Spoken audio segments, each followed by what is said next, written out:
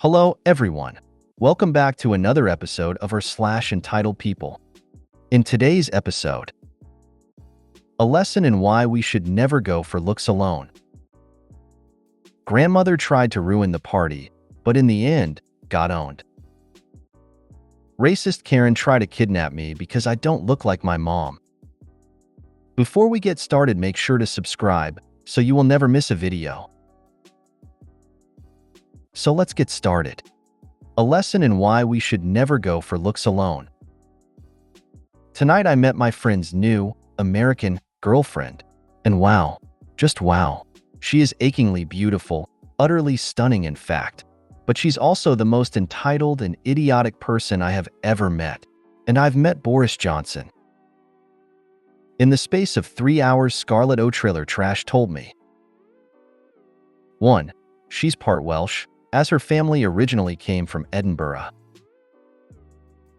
2. It's racist of me to refer to my father as Spanish and that Hispanic is the proper term. Actually, he was literally born in Spain. 3. That I would have to tone down my Welsh accent when she and my friend have children, because it's just not refined and I want my babies to be refined. They've been dating for about 6 weeks and she's from Alabama. 4. That she thought she may as well move to England, since she was already paying for the England economy. 5. That she could stay in the country indefinitely without a visa. I'm white and I'm practically English. Why would they ask me to leave? 6. That you just can't get good sushi anywhere outside of America. 7. That snapping her fingers at the waitress was totally fine.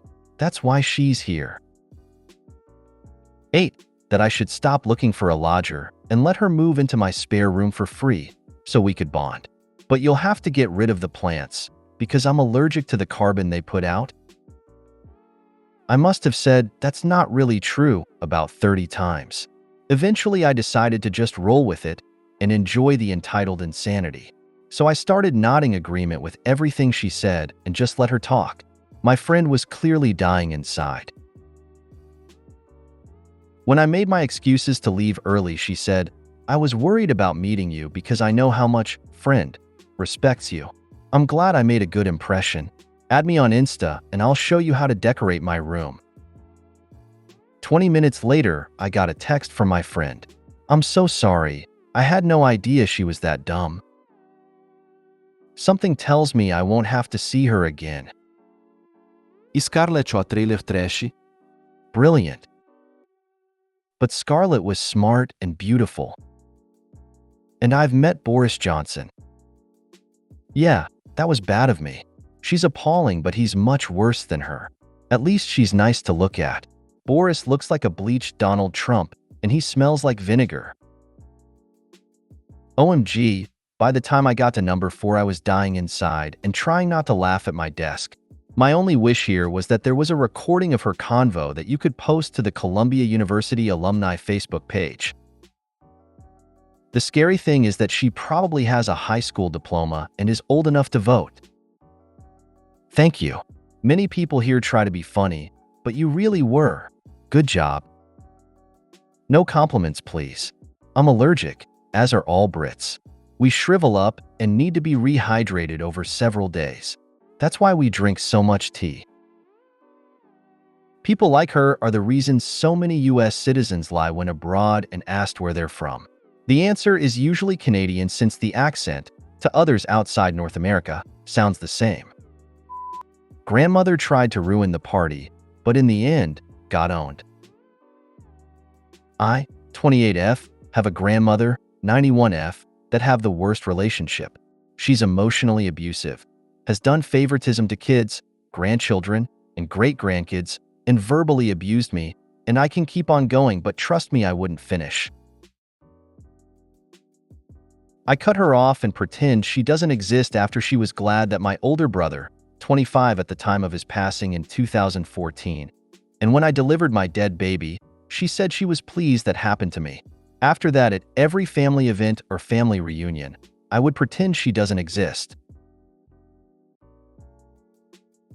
She tried to get her favorite grandchildren, my cousins, 33F, 30M, and 26F, and younger brother, 23M, to try to convince me to talk to her or say hi to her. We're Puerto Rican and unfortunately we're taught to respect our elders.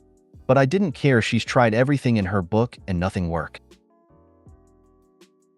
In 2021, my dad got a call from his sister, 52F, grandma's favorite daughter, and told him that grandma was sick and wanted every child and grandchild to take care of her since she couldn't do it alone.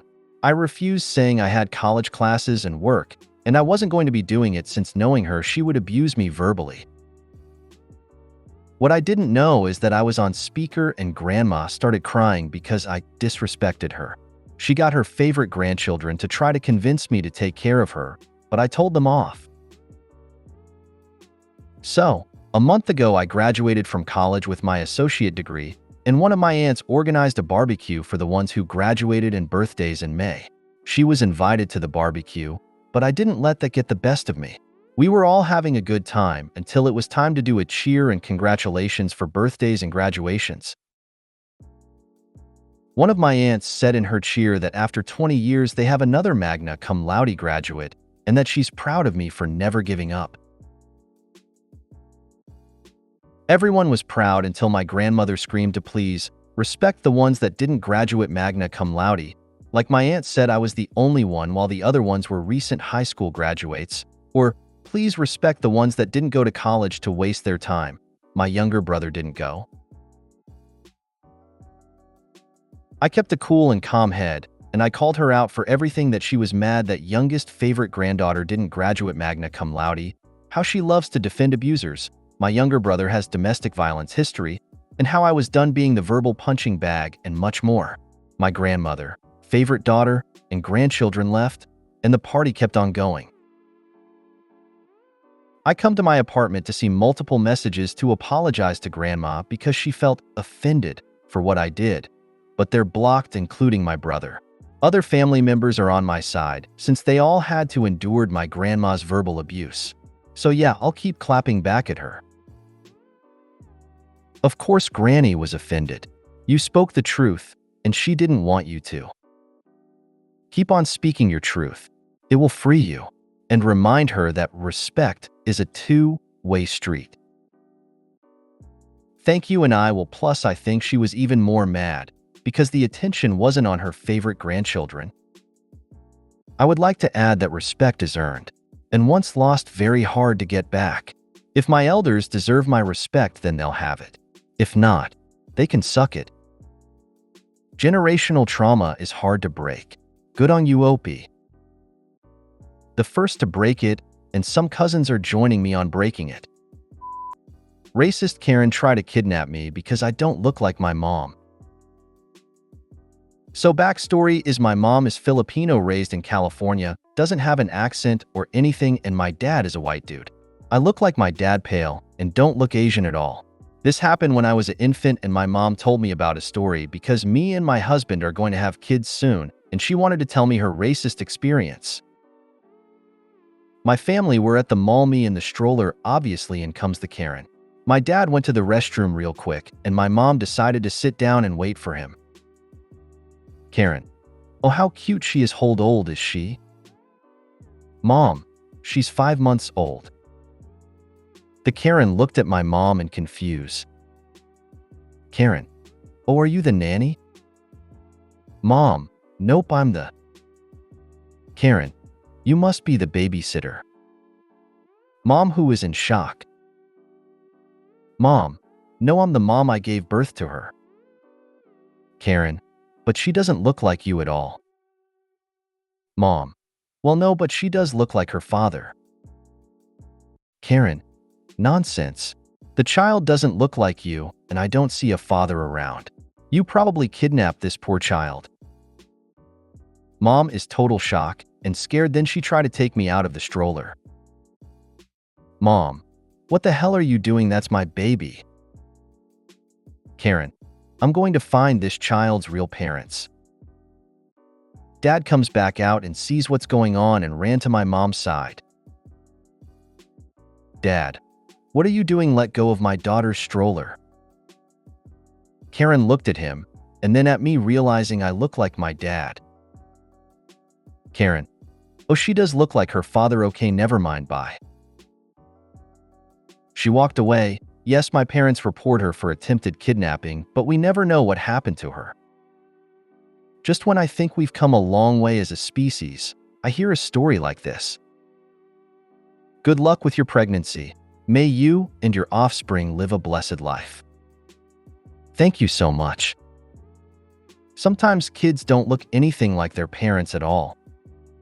Yes, that is so true. But apparently, according to this Karen, the child has to look like the parent. Good grief. An intelligent person would have just walked away, but stayed within eyesight, called the cops and reported it, not take the child. But then, we all know intelligence is not a thing with people like this. With stories like this, I always wonder, what are they going to do if they are successful in getting the child? Look around, scream, or take it home and keep looking for the real parents for the next couple of decades, or just drop the baby after an hour when excitement wears off. A big brainer would have talked with the mom about, well, anything until the father came back, and if the child did not look like the father, then leave and call the police. Maybe they could be friends. My mom had similar experiences with my younger half-brother back in the early 2000s, also in California. If you made it to the end of the video, thanks for watching. Don't forget to like, subscribe, and share, and we will see you in the next video.